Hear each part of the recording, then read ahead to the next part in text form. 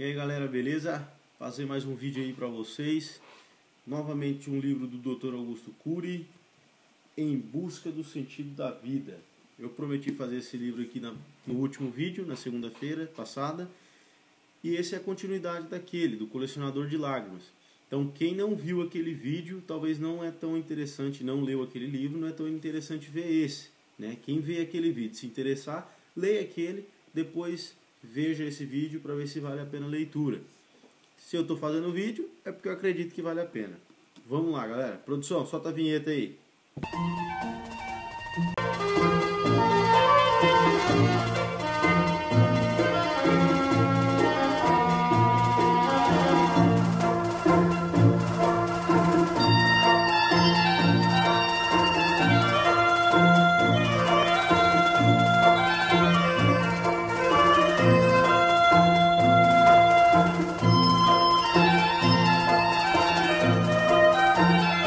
Então, Em Busca do Sentido da Vida é continuação do Colecionador de Lágrimas, tá?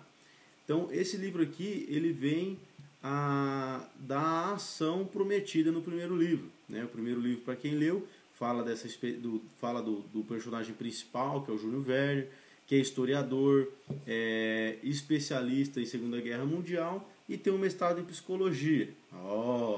Dr. Augusto Cury é psiquiatra, tem que ter psicologia nos livros dele. Então vamos lá. Eu gostei muito desse livro também, né? Encerrou a história nesse livro, não vai ter um terceiro, como foi a trilogia que ele fez do Vendedor de Sonhos. E eu gostei por alguns motivos do que eu gostei do primeiro, mas esse aqui tem mais ação, né? O livro já começa em 1941, né? Na Alemanha, no inverno da Alemanha. O personagem principal viaja no tempo, tá? Através da máquina do tempo criada no primeiro livro pelos cientistas alemães, e chega na Alemanha em 1941. Ele já chega no inverno muito frio, né? O inverno alemão muito frio, tomando porrada pra caramba do soldado da SS que já encontra ele, cachorro mordendo ele. Então ele chega no pior cenário possível. Ele é ajudado pelo Rodolfo, que é um dos personagens do primeiro livro, dos sonhos dele, dos pesadelos dele. Rodolfo, ele é um psicótico, né? Ele tem alguns transtornos mentais, mas tem a aparência de um alemão ariano. Então ele se disfarça algumas vezes por soldado da SS e acaba salvando um amigo, que é o Júlio Verne. Então ele ajuda o Júlio Verne no decorrer de muitas cenas. Como que é o desenrolar da história? Júlio Verne tem a missão dada pelos cientistas alemães que investiram décadas nesse experimento para alterar a história da humanidade e limpar o nome dos alemães na Segunda Guerra, e que a Segunda Guerra não aconteça. A solução que eles encontraram é a seguinte: cara, mata Hitler na infância. Matando Hitler na infância, a gente evita esse problema. Porém, o personagem principal, que é o Júlio Verne, não aceita isso, né? Ele fala, não vou matar o Hitler na infância, não vou matar uma criança, mesmo sendo Hitler é uma criança. Então aí começa a complexidade dessa viagem.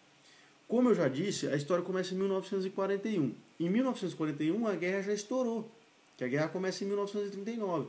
Então ele não consegue alterar mais nada, né? Os judeus já começaram a ser enviados para os campos de concentração, não só os judeus, mas Hitler perseguiu os judeus, homossexuais, marxistas, né, que eram os socialistas, deficientes físicos e mentais. Então ele já começa a fazer essa purificação da raça ariana. Então, o Júlio Verne ele se vê muito frustrado diante disso. Por que frustrado? Ele não consegue atingir os pontos de mutação que ele estudou tanto para atingir. E eu vou falar desses pontos de mutação. Porque ele precisa chegar no passado, porque o tempo presente na história é 2050 mais ou menos, ele precisa chegar em 1939 ou antes para alterar a história, né? Porque se ele chega depois que a guerra já começou, não tem muito o que fazer. E ele fica muito frustrado com isso. Então ele vai para os campos de concentração como judeu, ele fica preso em solitário, ele encontra alguns personagens dos seus pesadelos, apanha pra caramba novamente e consegue escapar do campo de concentração. Mas como que ele viaja no tempo? Ele viaja porque a máquina está linkada com o estresse emocional que ele vive. Então quando ele sofre um estresse emocional muito intenso, ele se transporta através de uma linha cósmica no tempo, né? Então ele fica viajando durante vários anos. Ele vai a 1941, volta a 1939, depois vai a 1940 E é muito legal, porque daí você vai aprendendo os pontos que poderiam ter alterado a Segunda Guerra Mundial. Quando ele volta no tempo presente, os cientistas acreditam que ele está louco. Fala assim, não, você não viajou no tempo. Daí ele, lógico que eu viajei, ele chega cheio de sequela, ele perde peso, ele apanha. Daí ele fala, eu viajei, olha o meu corpo, não sei o quê. E os caras, não, mas a máquina ficou ligada só 2 minutos. Só que os 2 minutos que a máquina fica ligada no tempo presente é como se fosse 3, 4 semanas no passado.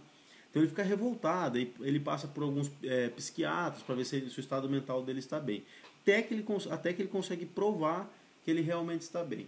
Isso, eles têm a ideia de convocar especialistas em psiquiatria que estudaram a personalidade e a mente de Hitler, convocam 3 psiquiatras e eles montam uma mesa redonda para que essa carga de conhecimento, esse debate gere esse estresse emocional para quando ele entrar na máquina de novo ele ir para um ponto de mutação, né?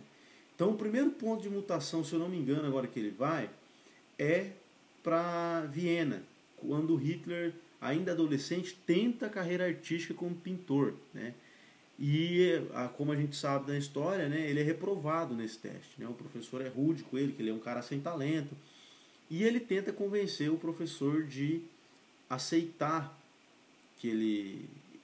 o aluno Hitler na sua escola, porque senão a guerra esse cara vai se tornar um sociopata e vai explodir a Segunda Guerra Mundial.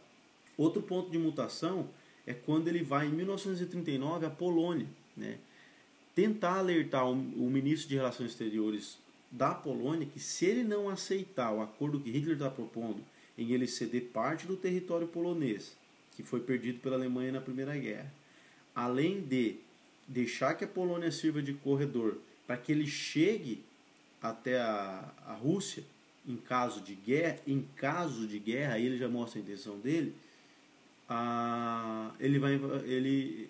o Hitler iria invadir a Polônia. O ministro polonês fala que o exército alemão não tem potencial para isso, que ele não vai aceitar, ele é um cara também muito arrogante pelo que apresenta no livro, ele fala, não vou aceitar, e pronto, acabou. Ele não aceita o acordo. Nesse meio tempo, ele vai preso, né, porque o ministro de Relações Exteriores da Polônia fala que ele insultou, não sei o que, ele vai preso, como espião ou terrorista, porque ele tinha muitos dados da Segunda Guerra Mundial, que até impressionam, né, o pessoal do tempo presente, e gera curiosidade. Ele vai preso, isso gera outra carga emocional nele muito grande, que ele é espancado na cadeia, lá na Polônia, por ficar alertando que a Polônia vai ser devastada.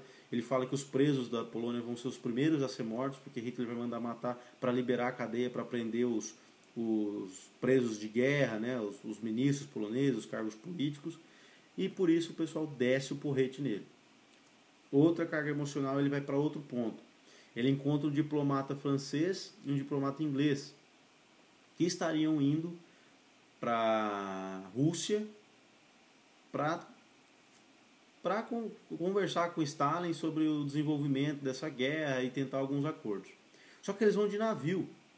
E o professor Júnior Verne identificou no livro aqui que se eles pegam um avião, eles chegam antes que o enviado por Hitler para esse acordo. Eles também acham que ele é louco, né? Imagina, os caras acham que ele é um louco, psicótico, andarilho, não ouve ele. Chega primeiro, como isso é fato, né? Chega-se primeiro o representante de Hitler e propõe um acordo de não ataque com a Rússia. Então ele basicamente fala, ó, galera, vou invadir a Polônia só de brinks, mas não vou mexer com a Rússia nessa guerra. Então vamos fazer um acordo de não ataque por 10 anos. Stalin aceita o acordo e assina, mas isso era uma estratégia de Hitler. Até porque eu fico pensando como os caras foram burros. Porque assim que ele invadiu a Polônia, ficou mais fácil para ele chegar até a Rússia. Então ele invade a Polônia, devasta a Polônia, e o próximo passo é invadir a Rússia, que ele não respeita o acordo, como a gente sabe que Hitler não respeita. Um outro ponto que esse livro tem em comum com o outro é essa leitura da personalidade de Hitler. Começa a falar que, por exemplo, o primeiro foco ali que ele começou talvez a desenvolver isso foi com a própria mãe, que a mãe o super protegia. Então ele era um cara que nunca teve muito apego por trabalho, ele não estava nem aí para opinião social, ele fazia e passava por cima mesmo, ele não lidava com frustrações. Então aí começou. O segundo ponto que no livro identifica seria essa reprovação dele no teste de pintura artística lá em Viena. Fala também das mulheres que se relacionaram com ele. As 3 primeiras mulheres que se relacionaram com Hitler se suicidaram, segundo o livro, né? Elas se mataram. Então você imagina como era conviver com esse cara. E, de novo, começa essa leitura da personalidade dele, porque era uma mente muito complexa, né? Os personagens psiquiatras falam, ao mesmo tempo que ele tinha o maior amor do mundo pela sua cachorra, né? Seu bicho de estimação, que era a cachorra, ele mandava matar milhões de crianças nos campos de concentração, né? Então fala desse período dos campos de concentração, fala dos outros campos, não fala só de Auschwitz, que é o mais famoso, e fala como é difícil fazer a leitura da personalidade de Hitler e entender Hitler. E Júlio Verne continua nessa viagem até chegar à infância de Hitler. Ele conhece Hitler ainda criança. E aí é a grande questão do livro. Porque matamos a criança ou não matamos? E nesse desenrolar acontece muita coisa. Tem um cientista que não concorda, que ele acha que Hitler teve também seu lado positivo e que se não tivesse morrido quase 70 milhões de pessoas, a economia do continente europeu não aguentaria e que não era correto alterar a história, que isso era brincar de Deus, que isso já aconteceu, era para ter acontecido. Então, há essas reflexões no livro, muito legal, né? E a história acaba de uma maneira que eu não vou contar, é lógico, mas surpreende, porque é como você imaginar alguns cenários diferentes e esses questionamentos que ele levanta. É outro livro, galera, que eu recomendo, tá? Quem está estudando para vestibular, quem quer entender melhor a Segunda Guerra, esses pontos de mutação, o que poderia ter feito a guerra ser alterada, porque se os caras tivessem cedido daqui ou dali, teria acontecido. Também nos faz pensar que novos Hitlers podem nascer na sociedade, né? Em tempos de crise, em tempos de fome, a economia, a inflação lá em cima, aí chega alguém com muitas promessas, como Hitler fez, né, prometendo muita coisa. Realmente ele consegue, num curto período, estabilizar um pouco a economia da Alemanha, trazer a autoestima do povo alemão de volta. Então ele faz isso pensando no curto prazo, porque ele investiu muito na indústria bélica, investiu muito em armamento, então isso aqueceu a economia num curto prazo. Se ele não anuncia a Segunda Guerra Mundial, de novo, a economia da Alemanha ia cair, porque, irmão, é fantástico. Para quem gosta de Segunda Guerra Mundial, para quem é professor de história, eu indico esse livro. Tá? Eu acho que isso vai enriquecer tuas aulas, vai trazer mais vida às páginas dos livros de história. Então eu indico, é um livro muito fácil de ler. Eu li ele em 5 dias, esse livro, ele tem 351 páginas. Você quer chegar no final porque você quer saber, será que ele conseguiu alterar a guerra? Será que a guerra foi de menor impacto? Será que ele desistiu de alterar essa guerra e viu que já tinha acontecido, deixa para lá, vamos evitar que isso aconteça no futuro? Então é um livro muito bacana, eu indico. Agradeço vocês que viram esse. Quem não viu o outro, eu vou deixar o link aí para vocês. Um grande abraço e continue lendo, que se todo mundo ler, com certeza o mundo se torna um lugar melhor. Grande abraço, tchau.